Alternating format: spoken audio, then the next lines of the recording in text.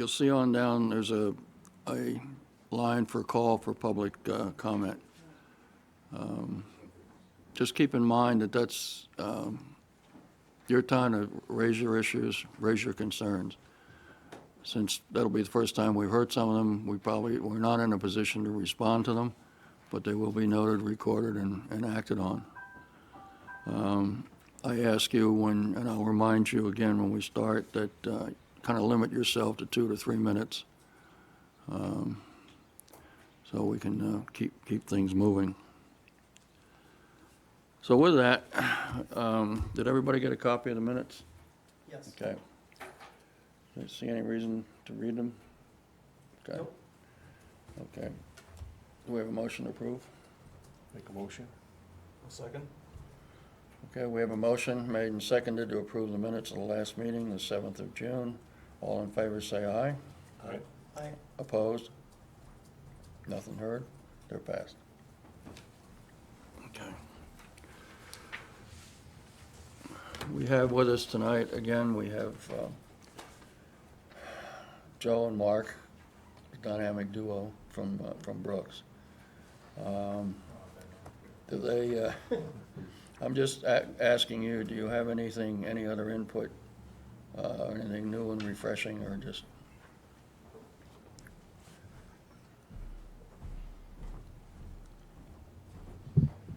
Good evening, gentlemen. Mark Romanowski here on behalf of Brooks with respect to the site plan application. Since our last work session, there haven't been any additional changes or any modifications made to the materials that have been before you since June 5th, thereabouts, when we submitted the supplemental site plan materials. I know there's some individuals here this evening that weren't at the work session. I'm happy to briefly go through those changes if the board would like that, just so the kind of the public at large might be clear on those changes that we've made. I'm happy to do that if the board would prefer. I don't know. Yeah, just give it 5 minutes. Sure, absolutely. Happy to do so. So, as we discussed at the work session, the time we've spent since the public hearing, which was now back in February, I can remember the windows rattling from the wind, and it seemed every time I came down here it was during a winter hurricane. But now we have beautiful weather, so that's a nice change. But since that time, we worked primarily on responding to the concerns regarding access to Route 60. As the board recalls, there was a 15-foot, there's a microphone, 15-foot strip of land that was associated with the Cornell parcel already. It wasn't wide enough for 2 lanes. It was wide enough for a single lane only. We looked at a variety of different potential routes through adjacent parcels, talked with all the adjacent parcel owners, and ultimately, thanks to the cooperation of Walmart, we're able to provide a additional width to have a 2-lane access point out to Route 60, and to accommodate a right-in, right-out at that location to address some of the DOT concerns we'd heard previously regarding access to Route 60. So that was a significant issue. Along with the revisions to the site plan, we also provided an updated traffic impact memo, really not a full-blown study, but it was really analysis of, okay, what does this specific addition do to traffic issues, and the report found that with that, there would be no significant impacts to traffic flows on, in particular, Route 20 as a result of that, because now we'd be taking about between 30 and 45% of the traffic and running it in and out of the Route 60 point. So that certainly did provide an improvement. We also responded to some additional concerns that this board raised, as well as the county planning board, which included things such as screening at the front of the property along Route 20 side, in particular behind some residential properties off to the northwest corner of the site. That included the addition of a berm and some landscaping on that in order to provide an additional visual barrier as you're coming along Route 20. The structure, there's a fair amount of vegetation in the rest of the area, and a barn at the front of the site as well that's going to remain, all of which provides decent screening as well. So we feel the site's going to be adequately screened from adjacent properties. Another element also related to the flow of vehicles around the site, the county planning board asked that we change the radius a little on the entrance from Route 20 to make it easier for larger vehicles to make right turns into the site. And also this board asked that there be a dedicated drop-off point for the local bus service in order to allow them to pull to the front of the hospital. So those were some of the site plan changes we made. Additionally, we didn't have information regarding signage in the previous submission, and we provided that with this package. There will be two very similar signs, one located at the main entrance, which will be off of Main Street, and then the secondary sign at the Route 60 entrance point. So very similar. They're monument-style signs, backlit LED lighting, very pleasant to look at and not obtrusive by any means. Then we also, the board asked in particular for some additional information regarding the flight of helicopters to and from the site, potential noise impacts. So we provided flight path information, altitude information, noise level information associated with the copters that would be used. And previously at prior meetings, we had gotten into the frequency or really lack thereof of emergency landings at the site being somewhere in the realm of less, on average less than one per day. So not something that you're going to see a great deal of information. So those were all the changes, the critical issues that were raised during the site plan review process, the public comments that were made on the project, as well as the input from other county and state agencies on the project. So we feel all of this has responded to the concerns that were raised to the best of our abilities. And so we're here tonight hoping for approval of the site plan, but of course we're here to answer any questions that the board may still have on the materials that's been submitted. Thank you. Thanks, Mark. Okay, I'm going to move to the public comment now. Again, I'll reiterate that keep it to around 2 minutes. And please, if you have a comment, use the microphone here by the stands. I understand you'll be heard better and you'll look better on TV, I'm told. So with that, do we have any comments, input from the public?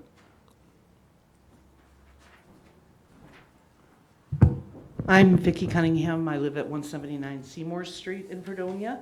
And I have some comments and just maybe some clarifications I can get. On the first being on the helicopter, it was stated, wasn't able to attend the last meeting, but I did watch the video and what I could understand and hear. Mr. Romanowski said that they estimated about one flight per day coming in. Was it taken into account that Brooks is going from a 65-bed hospital, 29-bed hospital now? There's the possibility of more transfers. The other thing that was not clear to me, and hasn't been, is Brooks going to have a dedicated ICU? If so, we would be able to keep more people, not transfer them out via helicopter. I had spoken with Dennis McCarthy, I think from Kaleida Health last year, who, when I asked about ICU as a community member, he said we were going to have swing beds.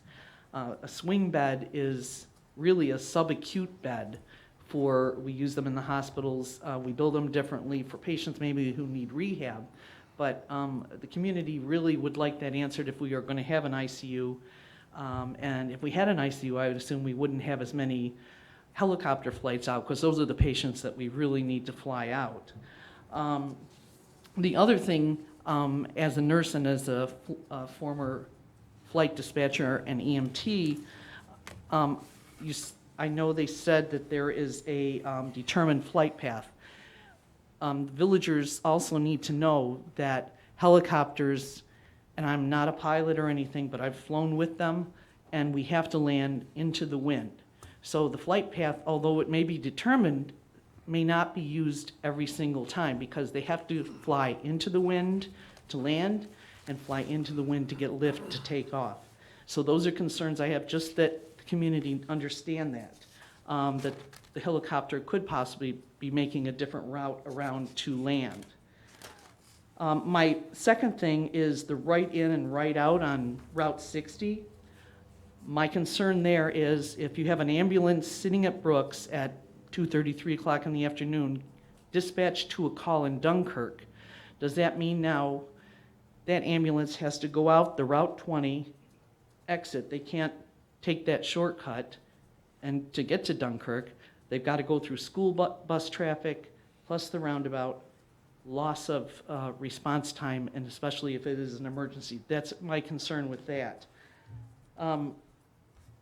The other thing that I heard Mr. Romanowski say was the DOT, and I've kept playing it back, the DOT says the Route 60 is not necessary.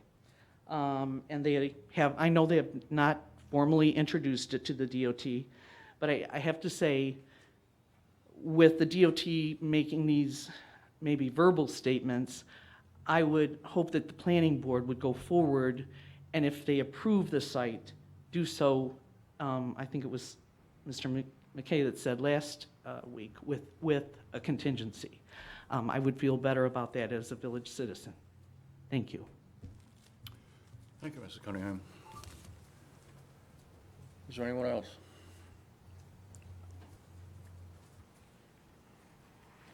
Okay. I think some of those will be addressed. I can respond to some of the comments, just to clear a couple of the items up. And I won't take them in any particular order, and I'll let Mary come up and speak to care services and frequency and things of that nature. She could speak to that. But with respect to the traffic access to Route 60, the intent is, by having the right in and right out, that vehicles traveling to the north make a right out around the roundabout and out. So they're actually going to be able to get going north fairly quickly, rather than trying to make a left out of our drive, get by school traffic, et cetera. So it's designed for that idea. The purpose for the right in, right out is to prevent left turns in this area. The DOT went to some length to block left turns by putting an island in through most of the parcels. And that's the reason for a lot of the accidents and why they wanted the roundabout in the first place, was to eliminate those left turns near the intersection. So adding something that drew in or resulted in left turns in or out of the site was not something that the DOT really wanted to see. With respect to DOT contingencies, respectfully, that sends the wrong message to the DOT.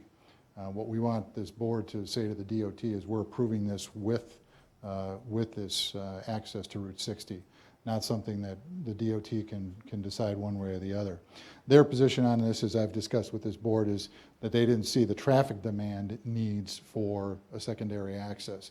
But they had said to us that if it's something the community feels very strongly about, they wouldn't stand in the way. And so that's again, why we think it's important that the planning board approve this with the shown secondary access to Route 60, to send that message over to the DOT. Relative to the helipad flights were actually, flight paths that were put in there were prepared by the pilots in conjunction with the FAA, so they absolutely take into consideration prevailing winds, flight paths. You'll notice on there's 3 different flight paths that reflect the shifting winds, all of which address those particular issues. So they're absolutely addressed in that. And I'll turn it over now to let Mary come up and speak to the type of care levels that are provided and frequency of potential emergency flights. Thank you, Mark. I'm Mary LaRoe, President and CEO of Brooks TLC, and Mrs. Cunningham, I'm happy to be able to respond to your question. The size of Brooks Hospital, despite the fact that prior to we were licensed for 65 beds, our idea of what the size of the facility would be was done with a number of outside consultants, experts in where healthcare is going in the future, what it looks like in the city, as well as what it looks like in the rural market. We have an average daily census of somewhere between 18 and 22, so our bed size will accommodate the volume that we have. Our intent is to keep care local when we can, but recognize that we do need to transfer those folks to tertiary care facilities. And based on our history and where we think healthcare is going, we do not expect to see huge changes in our transfer. We'll be transferring out to tertiary facilities, but not transferring in. I'm hoping that answers the question. Not about the ICU, if we have an ICU. Yep, I missed that, yep. And in that 29 beds is an ICU. It may not be a designated closed unit, but it's part of the med-surg complement, so there will be a 4-bed ICU, and obviously that's about the same size as the census that we've had currently. Thank you. Thanks, Mary. Appreciate the comments. I believe that addressed everything that was raised, and of course, I'm here yet again if there's any questions that the board members have about the application. Yep. To respond again to the issue of DOT and the Route 60 access, what we approve tonight, fingers crossed we'll approve it tonight, includes that part and parcel. So it is the village's understanding and belief that that will be provided. The other thing that we need to be remembering is it isn't just the village that's asking for this. We have the county who immediately recognized the need in their review of the plan, and we have the sheriff's emergency traffic board or traffic safety board, and the sheriff has written us a letter, requesting this. So we have a community need, and one of the things I've been told is that the DOT doesn't respond to wants, but they do respond to community needs. So I think this community, if necessary, will have their ear. So, like I said, it's part and parcel of this package. It's all or nothing. Okay. So close the public portion? Yeah, is there anybody else with comments? Okay, then the public portion is closed, and we'll move on down the agenda. And that's going to focus on two things, and they may run back to back, and that is the planning board review of the hospital proposal and site. Okay, as you can see, these are fairly voluminous documents. We've been constantly reviewing them. I think a lot of us almost sleep with them under our pillows. The point is that there probably won't be much discussion on the basic plans on that. But we will make time to spend some time on the environmental documentation and the resultant finding that the board has. So with that, do you want to start with the seeker? Do you think that's the way to go? Yeah. Okay. Yeah. Why don't you go ahead? Well, This is the environmental portion of it. I guess what we need to do next is make sure that all of us have had a chance to look at our Part 2 of the full environmental assessment form. And if anybody's found any anomalies as we've proceeded with this, I think we're fully covered though. So anybody have any questions or issues with Part 2? Board members have any issues? We reviewed this in passing before, so Yeah. it's not new. Yeah, we've had it for quite a while. Okay, so does the board accept Part 2 as submitted? I do. Yeah. Okay. Yes. Okay. Okay. So do I. Good. Well, I think next we're on to Part 3, Yep. which is an actual determination. So, in the same way, I'd ask, has everybody had a chance to look at how our determination of significance has been drawn up and feel comfortable with the wording, phrasing, if there's any anomalies in there, or does it all seem to encapsulate what we think about this and how we feel about it? Comments? No, I think we've really covered this. Yeah, it isn't a lot of new information. A lot of it's just in a different format, but yes, I'm satisfied with it. Okay, well, if that's the case, then I would like to make a motion to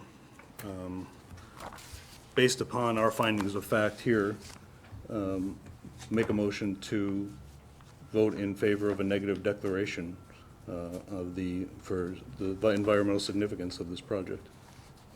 Okay, we have a motion on, do we have a second? I'll second that. Okay, we have a motion and a second. And it's to basically declare a negative declaration on the secret, that there is nothing further to be done. Yep. So, all in favor of that, say aye. Aye. Aye. Opposed? It's unanimous. Move on.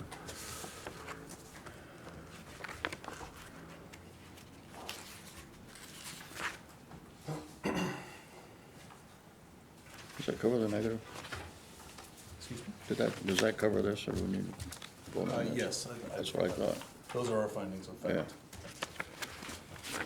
Yeah, what we're talking about is the actual negative declaration that the board has come up with. It's basically a summary of everything that's transpired and what we've done, and we find nothing major that would impede the process. So that's what we just voted on. Okay, going back to the proposal, the site plan. Have you all had a chance to peruse that to your satisfaction? Yes, Okay. many times. 4 or 5 months was enough. Many, many times. Good. Are there any issues or changes that you think might be useful or necessary? I think they've addressed everything. Yeah, I think, Should we be reading the findings of fact into the record? It's not my understanding that we need to read all of it, but I was going to, The zoning that is, properly zoned and yeah, that's stuff like that. here, I believe. yeah. Yeah. I was going to include this, incorporate this in the minutes. Perhaps I should make that statement right now. Our findings, of fact, the negative declaration will be made part of the minutes and therefore part of the record of the proceedings of this board. Yeah. Otherwise, we'd be here for a few more minutes. But going back to the document, is there any issues or changes that we should be making? Nothing we haven't, I mean, we've already discussed, asked for changes, received some changes. I think we've gone over it as far as whether or not it meets. I think we should be ready to vote because we've discussed all the relative elements, all the important elements required for us to review as site plan review, so. Yeah, over and over. I would turn to the code enforcement officer and ask if he has any opinions, questions No, on this. I do not. I think it's a well planned out project. I think it is. If we had any issues at all, it's been down in the detail. The plan itself is pretty comprehensive, in my opinion.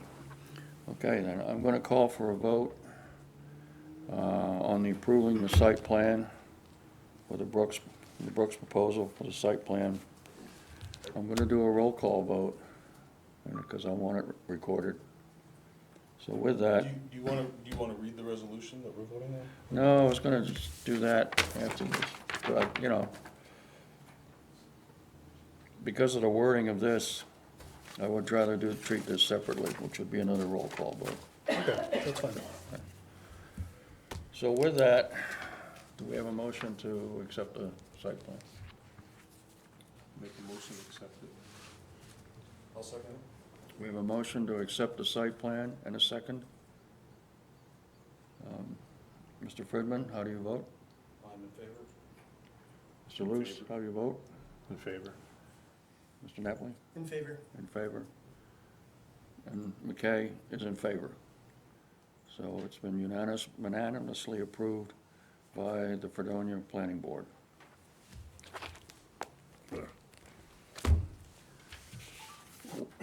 We now have a resolution from the Planning Board that will go forward, just basically summarizing what we've said You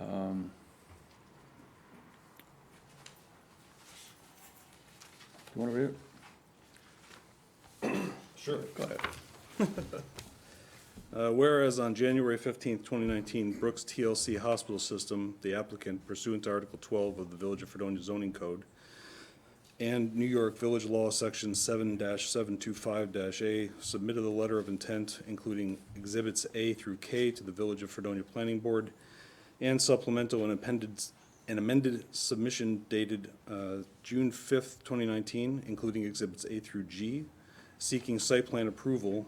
The proposed Brooks Memorial Hospital located at 412 East Main Street in the Village of Fredonia, New York, and whereas the applicant has provided information in the letter of intent supporting the request for site plan approval, and whereas the project was presented to the planning board at its work sessions on February 8th, June 7th, and regular meetings on February 12th and June 12th, 2019, and whereas a public hearing was held on the site plan application by the planning board on February 20th, 2019, at which time the applicant presented the details for the project and all who wished to comment were allowed to be heard. And whereas on June 5th of 2019, the applicant submitted additional follow-up information responding to issues raised during the review process, and the supplemental letter of intent provided supporting information thereto, and whereas the planning board has fully reviewed and discussed the matter, and whereas the planning board has, pursuant to Municipal Law 29712.4 of the Code of New York and Village Law 7-725-A, received and reviewed the site plan application materials for the project, and after fully discussing this matter, has decided to approve the site plan as presented in the application materials. And whereas pursuant to the State Environmental Quality Review Act, Article 8 of New York Environmental Conservation Law, and 6 NYCRR Part 617 Seeker, the governmental agency is required, prior to taking action on an application, to undertake an environmental review of a project to assess whether the action has the potential to have significant adverse environmental impacts. As a result of its environmental review of the overall project, on June 12, 2019, the Planning Board, acting as lead agency, determined that the overall project will not have significant adverse environmental impacts and issued a negative declaration pursuant to seeker for this action. Now therefore be it resolved by the Planning Board, 297-12.4 of the Code of New York Village Law 7-725-A, number 1, the applicant is seeking site plan approval for the proposed relocated Brooks Memorial Hospital located at 412 East Main Street in the Village of Fredonia, New York. Number 2, the construction of a new replacement hospital for Brooks Memorial Hospital will include 25 medical surgical beds, 3 LDRs, 4 maternity beds, imaging suite which will include CT, 2 digital x-rays, mammography, ultrasound, and a mobile MRI, an 11-bay emergency department plus trauma surgery, will have 4 operating rooms and 2 procedure rooms. The building will be a 2-story, approximately 100,000 square foot, including a 30,000 square foot service building that will house non-patient care departments, including dietary, conference administrative offices, central sterile, pharmacy, staff facilities, housekeeping, materials management, morgue and shipping, receiving, and MEP systems. Number 3, the Planning Board has made the following determinations with respect to the applicant's request for site plan approval. A, that the project is consistent with the applicable standards for site plan review containing 297-12.6 of the code. B, the 2 proposed access points are not excessive and of adequate width, grade, alignment, visibility, and are designed to provide safe access into and out of the site. C, the applicant is providing adequate off-street parking, queuing, and loading spaces for the project. D, the interior circulation between parking areas and facility are adequate to provide safe accessibility to and from the hospital. E, the proposed landscaping and screening is designed to provide a reasonable screen of the facility to adjacent residential areas, and the proposed landscaping is consistent with the neighborhood and surrounding areas. F, the proposed development is compatible with existing site conditions and adjacent developments, and there are no significant natural scenic features on the site. G, the applicant has consulted with municipal service providers, and there is adequate water, sewer, road, and related facilities to service the hospital.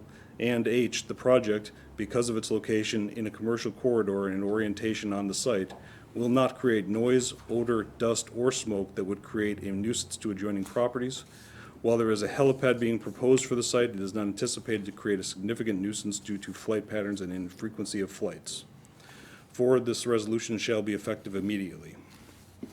Passed and adopted by the Village of Fredonia Planning Board on the 12th day of June 2019 upon roll call vote.